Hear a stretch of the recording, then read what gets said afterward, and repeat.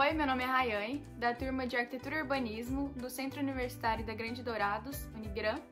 Os integrantes do grupo somos eu, a Lohane e o Felipe. Nós vamos falar do sistema de águas quentes, da matéria de instalações 1 com o professor Télio.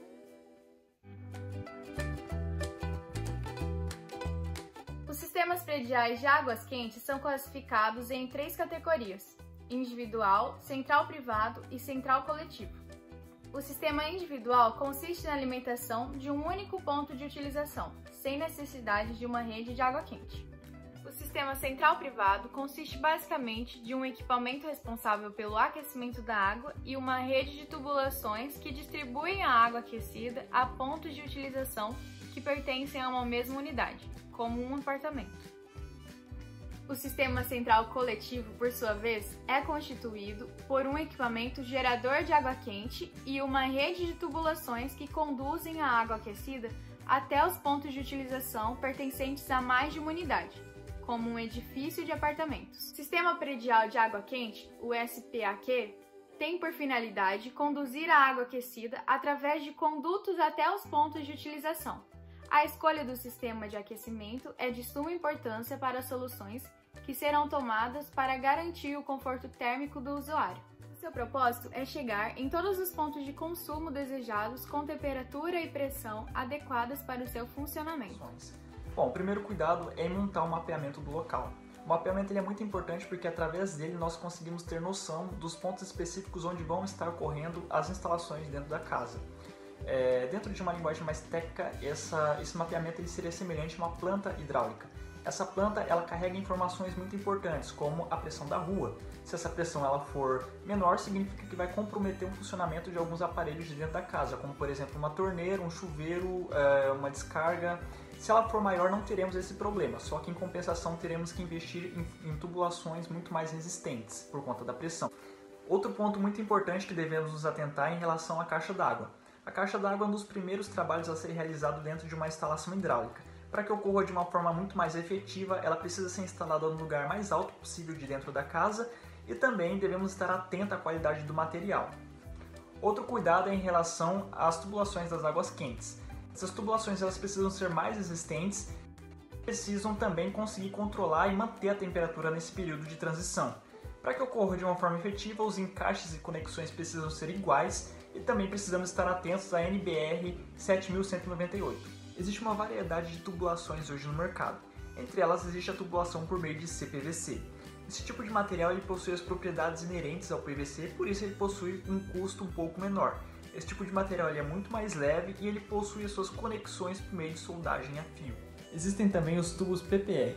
Os tubos PPR eles são indicados para águas quentes e existe uma variedade de classes hoje no mercado. Esses tubos eles são colocados dentro de uma máquina termofusora, onde as juntas são soldadas e unificadas, dessa forma tornando difícil que ocorra algum tipo de problema lá na frente, como um vazamento, e diminuindo o risco de manutenção. Existe também a tubulação PEX, que é uma tubulação flexível e que normalmente é conectada aos pontos de consumo, funcionando ali como um eletroduto. Esse tipo de tubulação ela pode ser usada tanto para águas quentes quanto para águas frias e é autorresistente à pressão.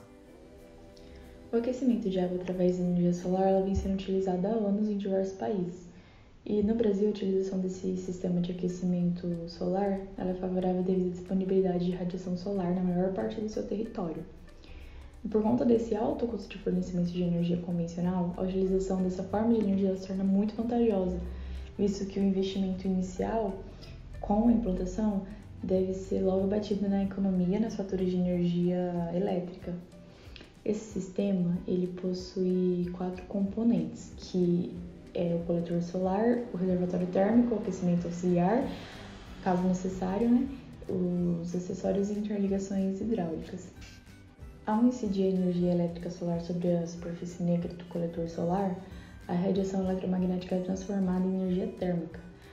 Logo, por transmissão do calor através de dutos preenchidos pelo fluido, a água que circula no seu interior ela é aquecida e é transportada até o reservatório térmico. Em seguida, ela é conduzida até o ponto de consumo. O principal tipo do coletor utilizado nas edificações residenciais é o coletor plano. O circuito primário no projeto de sistema de aquecimento solar ela pode ser efetuado através de 2 metodologias, que é a termosifão e a circulação forçada. Esse sistema ele funciona de um modo natural, sem a necessidade de um conjunto de bombeamento. Ele é o mais utilizado nos projetos de instalações residenciais, porque ele é recomendado para instalações de pequeno porte, um volume de armazenamento em torno de até 1.000 litros de água. Devido ao processo natural da estratificação da água, o fluido com temperatura maior, que tem a menor densidade, ela possui uma tendência de ficar sobre o fluido com uma temperatura menor. Portanto, ao efetuar o aquecimento da água através dos processos que ocorrem nos coletores, a água ela tende a subir e ficar na parte superior do reservatório. Recomenda-se, que o reservatório de água quente, ou boiler, ele possui uma distância mínima de 15 centímetros do reservatório de água fria, para garantir que o boiler ele seja sempre cheio e indicando também a pressão de operação do sistema. Além disso, é necessário também manter uma distância mínima de 20 centímetros e máxima de 400 centímetros entre a parte inferior do boiler e a parte superior da placa solar, evitando dessa forma um fluxo reverso e posicionando o mais próximo possível do reservatório térmico dos coletores solares.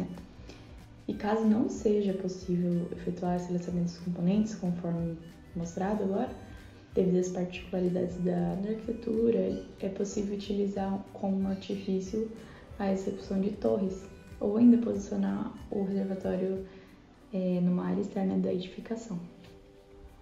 As placas solares elas devem estar direcionadas voltadas para o norte geográfico, com uma variação máxima de 30 graus para ambas as direções. E para obter uma maior eficácia no aquecimento solar, o ângulo de inclinação ele deve ser definido de acordo com a latitude do local no qual a placa vai ser instalada, que precisa de um ângulo de 10 graus.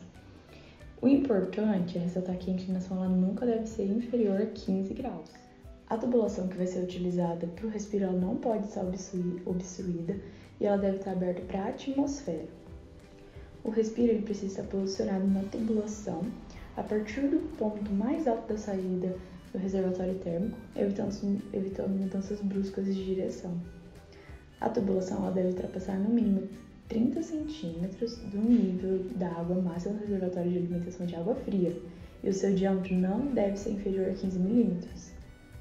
A tubulação de água fria que abastece o reservatório térmico ela deve possuir uma entrada exclusiva de água fria, além de possuir o seu nível superior abaixo do nível inferior da tomada da água do reservatório de água fria.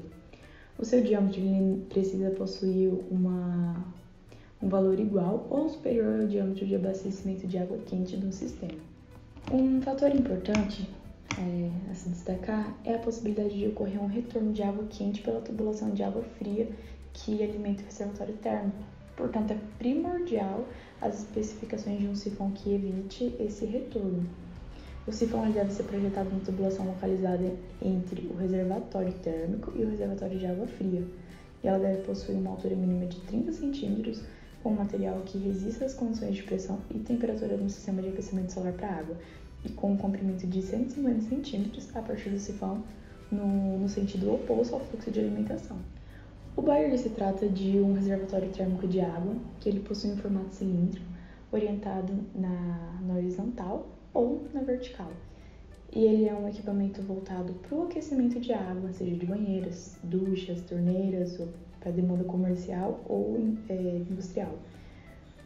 A gente pode comparar o funcionamento do boiler com uma caixa de água no sentido de armazenamento de água. Porém, o boiler tem capacidade tanto para esquentar quanto manter a água aquecida. E outra diferença da caixa de água é que, com uma exceção de saídas e entradas de água, o boiler ele é fechado, ele não possui uma tampa.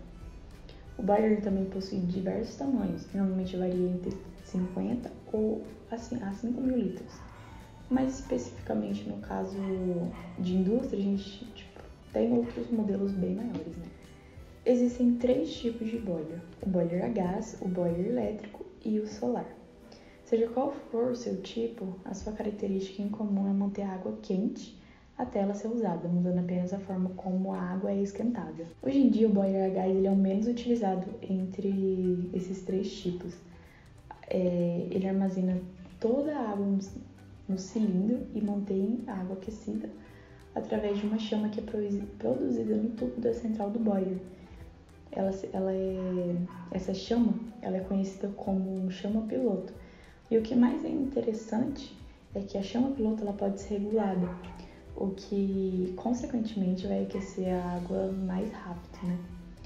Muitos equipamentos que são comercializados atualmente já possuem esse dispositivo de segurança com o objeto de desligar o consumo de gás em caso de vazamento. O boiler elétrico ele possui uma resistência elétrica similar à resistência encontrada em chuveiros elétricos.